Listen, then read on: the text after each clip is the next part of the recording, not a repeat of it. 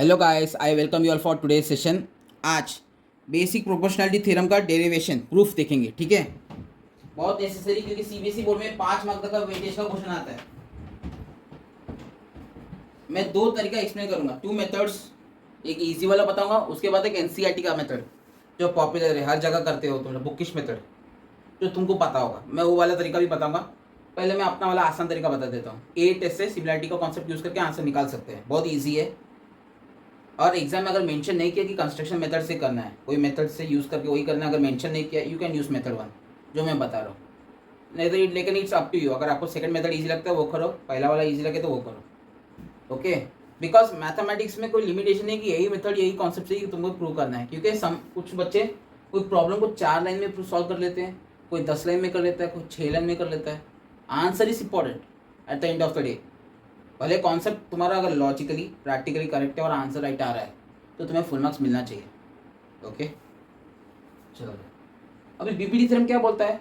अगर दो lines are parallel to each other, यहाँ पे D parallel to BC, diagram देखो बस, स्टेटमेंट याद नहीं रहेगा दिमाग में, डायग्राम याद रहेगा तो प्रॉब्लम सॉल्व कर पाओगे। डी अगर पैरेलल टू बीसी है, then I can say ratio of AD upon BD is equal to AE upon EC, I can say. ठीक है, अभी हमको ये प्रूव करना है, दो लाइन पैरेलल गिवन है। अभी हम कैसे प्रूव कर सकते हैं? ए टेस्ट से दो ट्रायंगल को सिमिलर प्रूव करना है। चलो लेट्स से ट्रायंगल, छोटा triangle AD, triangle ADE and triangle ABC, छोटा ट्रायंगल बड़ा ट्रायंगल। दोनों ट्रायंगल में कॉमन क्या है? एंगल ए कॉमन है, दोनों ट्रायंगल में angle A is common, vertex से कॉमन है। So I can say angle BAE is equal to angle BAC, I can say this, कोई प्रॉब्लम नहीं है। उसके बाद now I can say angle ADE equal to angle ABC। अभी ये कैसा आ गया? हे भगवान, अरे भाई दो लाइन पैरेलल गिवन है ना।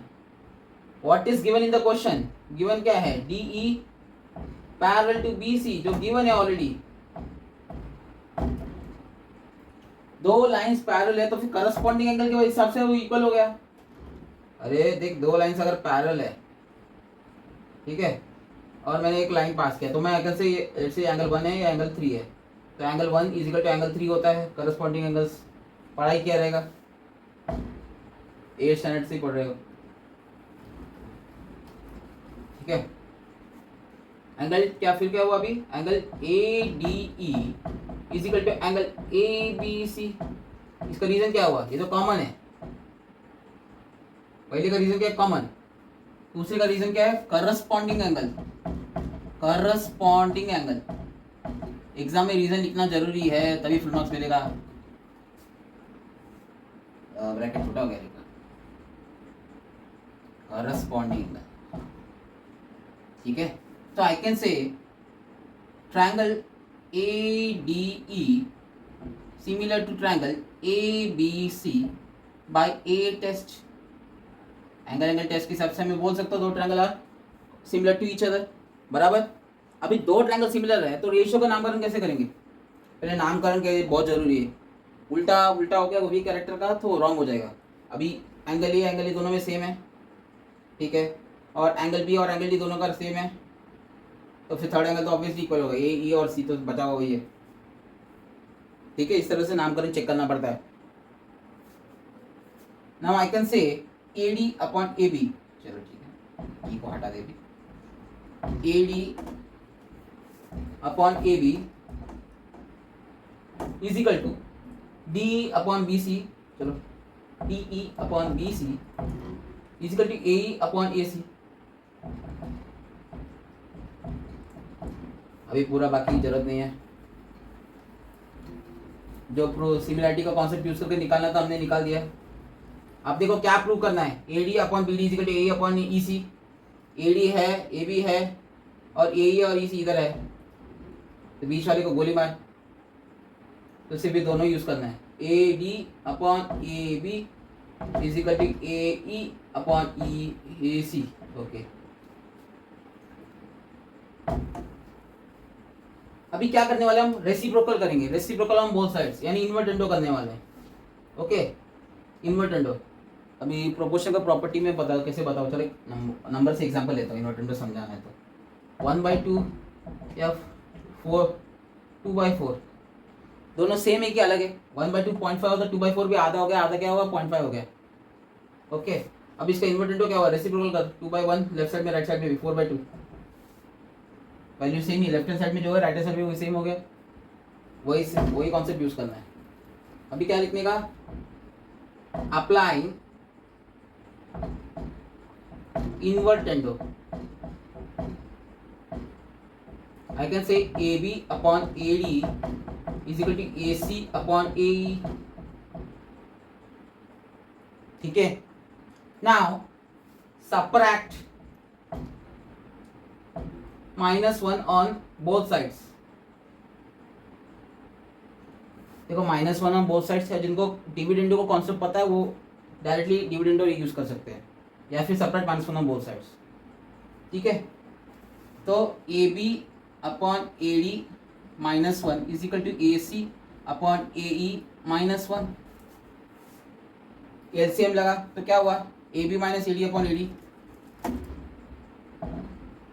AB minus AD upon AD, इधर भी क्या हुआ AC minus AE upon AE।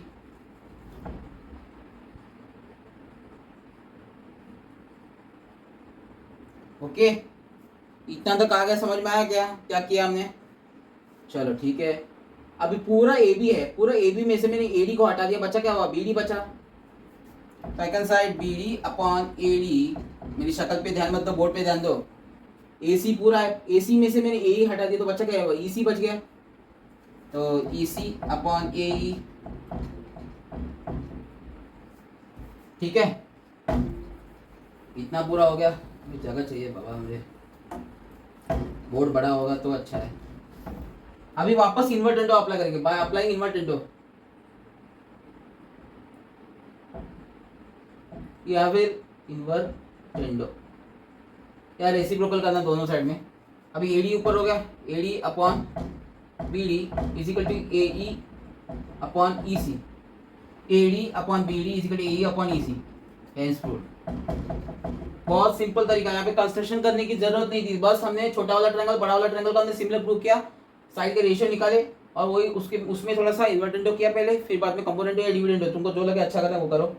मैंने डिविडेंडो यूज किया, डिविडेंडो क्या किया, -1 किया, -1 on both sides. Component dividendo याद समझ नहीं आ रहा है, भाड़ में जाए, सिंपली क्या करने का, पहले रेसिप्रोकल किया था हमने, उसके बाद क्या किया, सबट्रैक्टिंग -1 ऑन बोथ साइड्स, उसके बाद ये आ गया, वापस इन्वर्टेंडो अप्लाई किया, हेंस प्रूव हो गया। समराइज किया मैंने अभी जो समझाया अभी इतने देर तक। ठीक है, बहुत इजी था। अभी दूसरा मेथड NCERT बुकिश मेथड, रोना आता है थोड़ा बहुत, मैं वो भी बता देता हूँ कैसे करना है।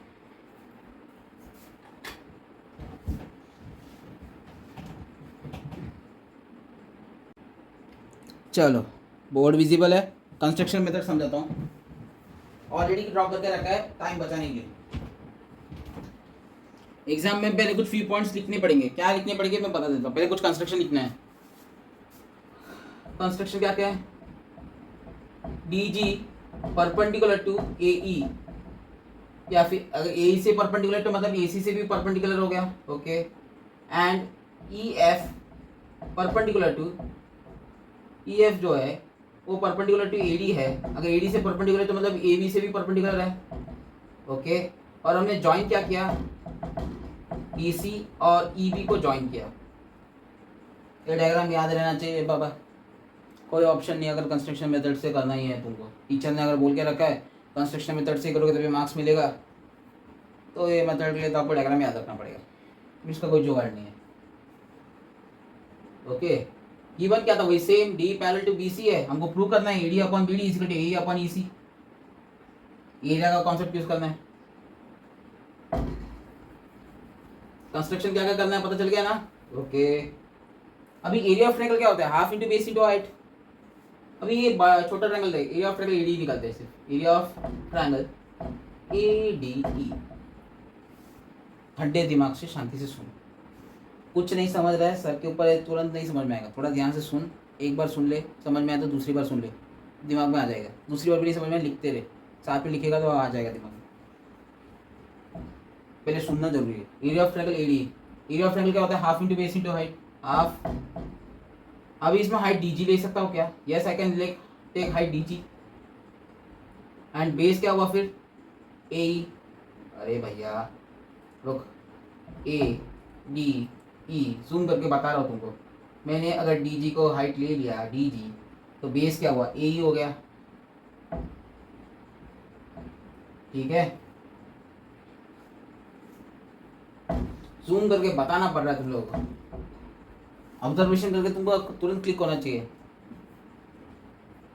अभी एरिया ऑफ ट्रायंगल डेक ले लेते हैं डी ई सी, तो इसमें वापस फॉर्मूला आएगा हाफ इंटू बेस क्या है, इसका बेस है ई सी और हाइट है डी जी। अब हाइट डी जी किसे आ गया, ये भगवान। देख बेटा ये देख, ये अगर इस तरह का कोई ट्रायंगल है तो क्या मैं इसको हाइट बोल सकता हूँ क्या, ये हाइट ले सकता हूँ कि नहीं ले सकता। बेस अगर ये बेस, इसको बेस लिया, इसको हाइट तो बोल सकता हूँ ना, परपेंडिकुलर हाइट ही तो होता है।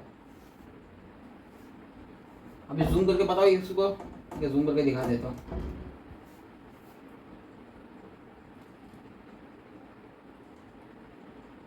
डी ई सी, देखें इसको बेस लिया तो हाइट तो इससे थोड़ा आगे करेंगे ना, परपेंडिकुलर हाइट लिया है। अच्छे से नहीं बन रहा है, रुको बना के दिखा देता हूँ।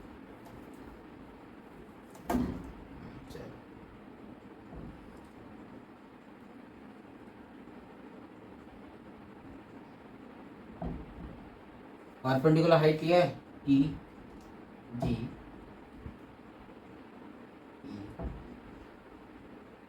you can see here D G C, sorry,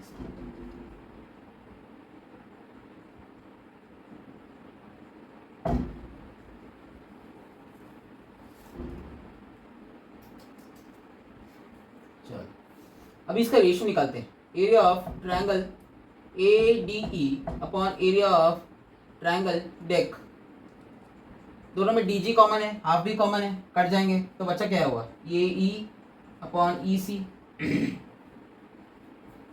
यहाँ साइड पे लिख लेते हैं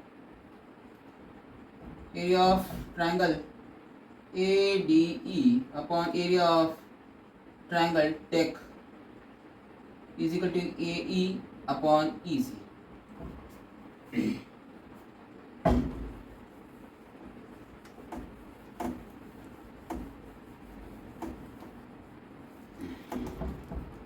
ओके अभी जो हमने राइट साइड के साथ किया, अभी लेफ्ट साइड के साथ भी वही करना है। वापस area of triangle A D निकाल, ए डी ई, अरे यार ट्रायंगल को ही काट दिया, ट्रायंगल ए डी ई। अभी हाफ इंटू हाइट किसको लिया मैंने, हाफ एफ ई को ले ले, एफ ई या ई एफ बोलते हैं जाने जो भी। तो बेस क्या हुआ ए डी हो गया, half into base into height हो गया बराबर। अभी डी ई बी का निकाल, area of triangle D E B का निकाल, चलो हाफ इंटू, अभी वापस इसमें बेस क्या हुआ बी डी, मैंने बी डी को बेस किया। अभी बी डी को अधिक, अभी देख हाइट कौन सा आउटर वाला लेना है, ये ट्रायंगल अगर मान ली इसको बेस बोला, इसको बेस को एक्सटेंड कर, बेस से एक्सटेंड करने का जहां परपेंडिकुलर बन रहा है उसको हाइट बोलते हैं बराबर। बेस अगर मैंने इसको बी डी को लिया, बी डी एक्सटेंड कहाँ हो रहा है, कहां तक पहुंच रहा है, पॉइंट एफ तक पहुंच रहा है, और हाइट क्या हुआ वापस एफ ई हो गया या ई एफ जो भी, समझ रहा कि नहीं समझ रहा। अब इनका रेशियो वापस निकाल, area of triangle A D E upon area of triangle D E B. अभी हाफ और एफ ई दोनों में कट जाएगा तो बच्चा क्या है A D upon B D, A D upon B D हो गया बराबर। अभी both are equal, equation number 1 है, इक्वेशन नंबर 2 है, इक्वेशन 1 और इक्वेशन 2 सेम है। क्यों, न्यूमरेटर तो लेफ्ट साइड का दोनों का सेम है, डिनोमिनेटर में अलग अलग है, ऐसे हो सकता है। ट्रायंगल डी सी लिखा है, ट्रायंगल डी भी लिखा है। अरे भाई दो लाइंस अगर पैरेलल है, ठीक है, और बेस, दोनों ट्रायंगल का बेस सेम है और दोनों पैरेलल लाइंस के अंदर लाई कर रहे हैं, okay, so this triangle areas are, ये जो ट्रायंगल है डी ई बी और डी ई सी, दो ट्रायंगल्स का एरिया इक्वल होता है। रीजन क्या है, what is the reason, see, आराम से कंक्लूड करो, आराम शांति सुन। If two triangles DEB and triangle DEC, both triangles lies on same parallel lines and have same base on that one parallel line. दोनों का सेम बेस सेम है, D base same है दोनों का, और दोनों पैरेलल लाइंस में include हो रहे हैं, तो दोनों का एरिया सेम होता है. सो इक्वेशन 1 इक्वेशन 2, 1 और 2 दोनों इक्वेशन बराबर के हैं. लेफ्ट हैंड साइड दोनों का बराबर, तो राइट हैंड साइड भी बराबर होगा. तो A E upon E C is equal to A D upon B D. A E upon E C is equal to A D upon B D. हैंसफुल समझ ला, बहुत ईजी था.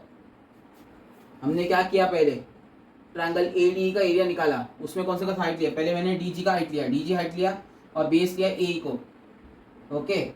और बाद में मैंने ट्रायंगल डी ई सी को लिया, डी ई सी में बेस इसको ई सी को लिया, तो हाइट किसको लिया, वापस डी जी को लिया. फिर बाद में हमें ये मिला.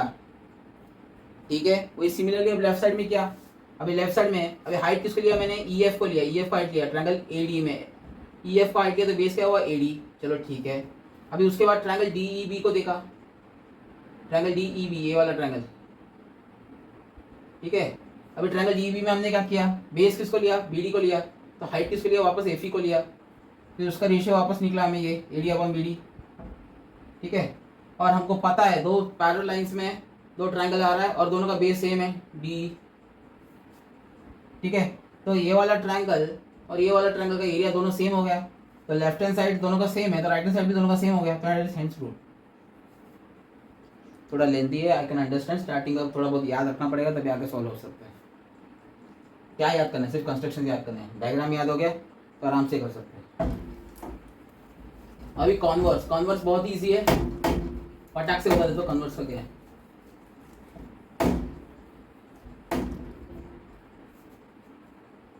डायग्राम बना लूं.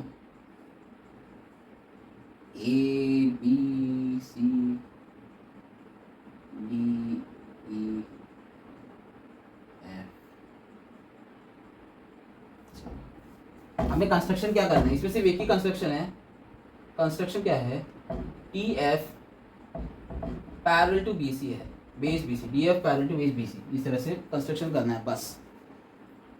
कन्वर्स ऑफ बीपीटी क्या बोलता है, converse of BPT says that AD upon BD is equal to AE upon EC, then I can say DE parallel to BC. ये गिवन है, हमको ये प्रूव करना है. उल्टा हो गया, कन्वर्स यानी उल्टा. पहले हमको बोला था लाइन पैरेलल है, तो हमें प्रूव करना है रेशियो सेम है. ठीक है. अभी क्या बोल रहा है, अभी रेशियो सेम है, अभी बोल रहा है कि लाइंस पैरेलल है, प्रूव करके दिखा. चलो अभी कंस्ट्रक्शन तो कर लिया पहले, D F parallel to B C. अभी क्या करना है, पहले गिवन लिखते. क्या गिवन क्या था, वही same ratio A D upon B D is equal to A E upon E C. ये तो गिवन है. ओके. और D F parallel to B C है, तो हम क्या करेंगे, D F parallel to B C construct किया हमने, तो हम यहाँ पे बीपीटी अप्लाई कर सकते हैं क्या. Yes I can apply BPT.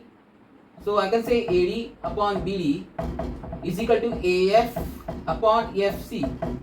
How, by basic proportionality theorem, जो अभी पहले देखा था. ओके.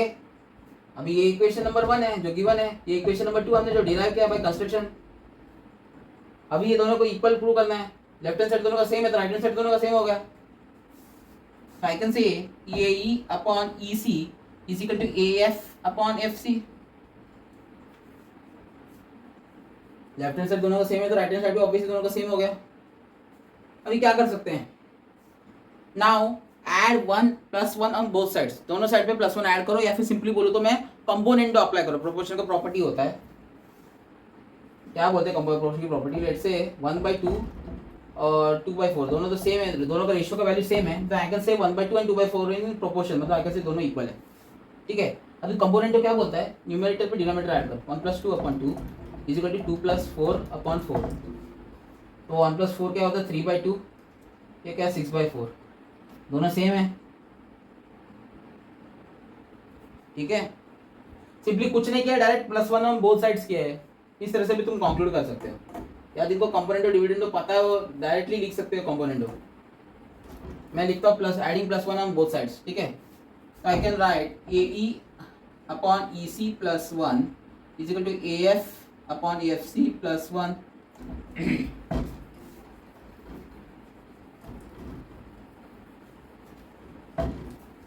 +1 डाल दिया दोनों साइड्स में तो कट तो हो जाएगा, तो गलत नहीं है कुछ। ये अभी एलसीएम ले, ए प्लस ईसी क्या होता है, चलो ठीक है लिख देते हैं, A plus EC upon EC is equal to A F plus F C upon F C. चलो ठीक है, इतना भी हो गया। अभी बड़ा जाते हैं, अभी ए से इधर तक है, ए में ईसी ऐड हो गया तो पूरा क्या हुआ, ये तो एसी हो गया। चलो ठीक है, ए सी अपॉन ई सी, चलो ठीक है, ए एफ इतना सा हिस्सा है और फिर क्या एफ सी बाकी पूरा हिस्सा है।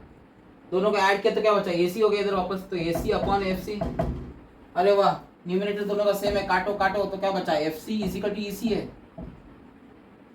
अब ये कैसे हो सकता है, F C equal to E C तभी हो सकता है जब F and E are same point, lying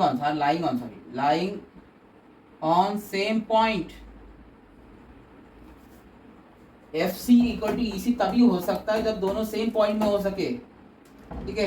F C is equal to E C possible if both on same point. Diagram देख बेटा, A B C D E F. अरे F C का length, F C तो यहाँ ऊपर है और ई तो नीचे है, तो एफ सी का लेंथ ज़्यादा होना चाहिए। एफ सी और ई सी का लेंथ दोनों सेम कैसे होगा, जब एफ सी और ई सेम कब होगा, दोनों एफ और ई दोनों सेम पॉइंट पे होगा, कोइंसाइड करेंगे। सो आई कैन नाउ से, अभी क्या बोला था, D F parallel to B C है और ई और एफ दोनों सेम है, तो आई कैन नाउ से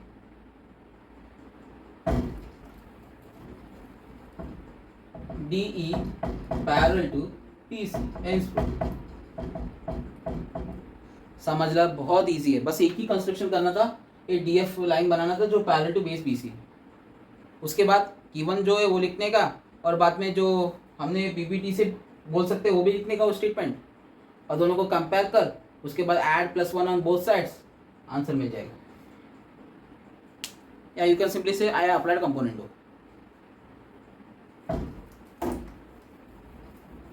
आई होप आपको समझ में आया होगा।